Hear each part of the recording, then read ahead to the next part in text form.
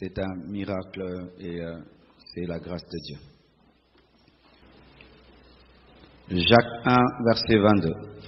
La Bible dit: mettez en pratique la parole et ne vous bornez pas à l'écouter, en vous trompant vous-même par des faux raisonnements. 2 Corinthiens 10, versets 3 à 5. Si nous marchons dans la chair, nous ne combattons pas selon la chair, car les armes avec lesquelles nous combattons ne sont pas charnelles, mais elles sont puissantes par la vertu de Dieu pour renverser des forteresses. Nous renversons les raisonnements et toute hauteur qui s'élève contre la connaissance de Dieu et nous amenons toute pensée captive à l'obéissance de Christ. Pour terminer, Romains 12, verset 2. Ne vous conformez pas au siècle présent, mais soyez transformés par le renouvellement de l'intelligence, afin que vous discerniez quelle est la volonté de Dieu, ce qui est bon, agréable et parfait. Prenez place, s'il vous plaît. Lorsque nous lisons Jacques 1, verset 22, 2 Corinthiens 10, verset 3 à 5 et Romains 12, verset 2, nous remarquons que les faux raisonnements empêchent notre transformation. Les faux raisonnements empêchent le renouvellement de l'intelligence qui amène le succès. C'est-à-dire que lorsque la parole de Dieu opère, l'évangile opère, il y a un ennemi de l'évangile. Un ennemi de la parole de Dieu, c'est la manière de réfléchir. Vous savez, nous avons toujours été amenés à penser que nos ennemis sont les démons. Et nous sommes très concentrés sur les démons. Ah, les démons me combattent et tout le reste. Mais sachez, mes frères et sœurs, qu'au-delà des démons, il y a un ennemi dans ta vie. C'est ta manière de penser et ta manière de réfléchir. Pendant que je prêche là, si tu es quelqu'un qui ne réfléchit pas bien, cette parole ne va pas te bénir.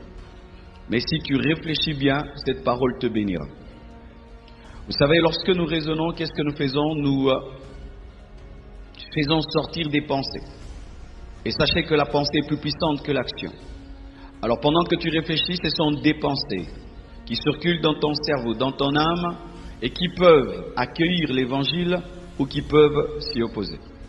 C'est pourquoi lorsque quelqu'un est déjà dans une certaine culture de discipline, mettons, lorsque l'évangile vient lui prêcher la discipline, facilement il accepte la discipline de l'évangile parce que déjà sa manière de penser est une pensée de discipline. Lorsque quelqu'un est déjà propre et l'évangile vient lui dire qu'un chrétien doit être propre, ce sera très facile pour lui d'être propre parce que déjà son système de pensée est un système de propreté. Lorsque quelqu'un déjà est un travailleur, il sait qu'il faut travailler dans la vie et l'évangile vient lui dire que celui qui ne travaille pas ne mange pas, il va facilement croire. Mais si on l'a éduqué qu'il faut être paresseux, si on l'a éduqué qu'il faut être sale, si on l'a éduqué qu'il faut tout le temps contredire et contredire, chaque fois qu'il se tiendra face à la parole de Dieu, il aura des pensées contre la parole. C'est pourquoi tu dois faire la lecture de l'éducation que tu as reçue, de l'instruction que tu as reçue. Quelqu'un qui était instruit comme un athée, on lui a dit que ce que tu ne vois pas n'existe pas. Il faut que tu voies, il faut que tu croies. Lorsqu'il va venir dans l'évangile, et l'évangile prêche la foi, il faut croire. Dieu peut guérir les morts, les malades, Dieu peut rester les morts, le ciel existe, l'enfer existe. Il n'a jamais vu, il va dire, mais non. C'est ainsi, frères, sœurs, que Satan travaille à t'aider à bâtir des forteresses qui vont s'opposer à la pensée de Dieu, parce que lorsque Dieu veut diriger la vie d'un homme, c'est au travers de la pensée. Vous savez, quand je prêche, qu'est-ce que je fais? J'envoie des pensées dans vos pensées, afin de contrôler vos pensées. Alors certaines pensées se soumettent et d'autres ne se soumettent pas. C'est quand tu vois quelqu'un se convertir, celui-ci grandit plus vite et l'autre ne grandit pas. C'est que lorsqu'on prêche la parole, celui qui grandit accepte que ses pensées soient changées, transformées et se soumet à la pensée de Dieu, mais l'autre résiste et contrecarre toute pensée pendant qu'il est assis et après des années, il demeure la même personne. C'est pourquoi Paul combattait sérieusement les raisonnements, sérieusement les pensées, parce qu'ils savaient que l'évangile est une pensée, la saine doctrine est une pensée. Et s'il y a des pensées contre la saine doctrine, les hommes ne seront pas des chrétiens. Devenir chrétien, mon frère, c'est aussi soumettre ta pensée à la pensée de Dieu. Soumettre ta réflexion à la réflexion de Dieu. Soumettre ton raisonnement au raisonnement de Dieu. Ainsi, lorsque tu as des faux raisonnements, tu as des forteresses en toi, ta transformation sera lente, ton renouvellement de l'intelligence sera lent, alors que c'est par le renouvellement de l'intelligence que nous sommes transformés pour devenir parfaits. Ainsi, frères, les faux raisonnements doivent être renversés, pas tolérés ni comprises.